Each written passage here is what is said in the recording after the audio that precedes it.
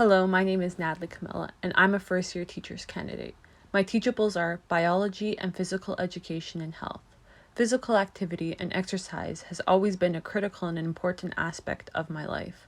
Whether it's playing soccer, hiking with a friend, or practicing yoga, I consistently find ways to keep my body moving and stimulated. I have a holistic perspective on the idea of what it is to live a healthy life. Balance and moderation are key principles I have applied and translated into practice throughout my studies. The reading I was gravitated towards was called Positive Psychology and Quality Physical Education. The main objective of the article was to discuss how to create an environment in which students choose to participate in physical activity with confidence, enthusiasm, and the desire to learn. It targets three concepts associated with positive psychology and how that can be translated into a physical education classroom. The article emphasizes how it is important for educators to create an environment where the positive outweighs the negative. It discusses the importance of incorporating student interest and strengths into curriculum. Furthermore, it examines the beneficial effects of enabling students to view physical activity as a mindful process rather than a mindless activity. Lastly, it addresses the power of establishing community within the classroom and how that has an effect on students' learning experience and engagement.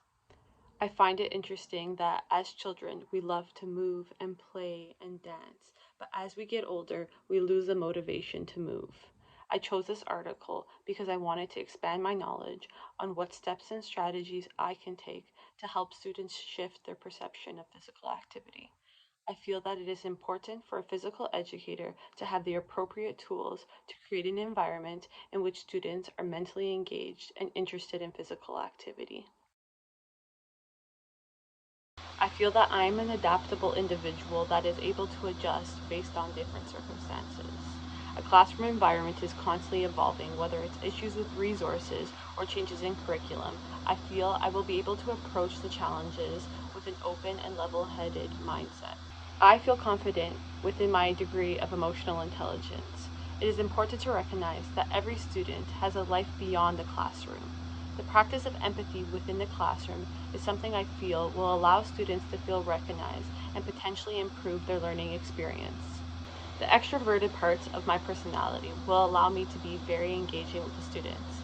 I feel that the best learning experiences I've had have come from teachers that have challenged me to think outside of the box or explore different creative ways to bring learning into the real world. Growing up, I was the most enthusiastic and fearless kid. I would participate in plays and be two characters at once. I expressed all my random thoughts and danced like nobody was watching, even in a crowd. But as I got older and my perceptions of judgment came to surface, I started to lose those pieces of myself. I began to fear what everyone else was thinking of me and whether or not I was good enough, smart enough, or creative enough. I feel that that's my biggest challenge going through this program. I need to be able to release these fears and worries of judgment and tap into my childlike self that still exists. I feel that one of the main challenges of a physical educator is to find ways to inspire adolescent students to have the desire to participate in physical activity. Another one is to change the attitude of movement into something that is not work and effort, but enjoyable. I'm excited for the growth associated with this journey to becoming an educator, and I'm grateful for all the wisdom that will be shared along the way.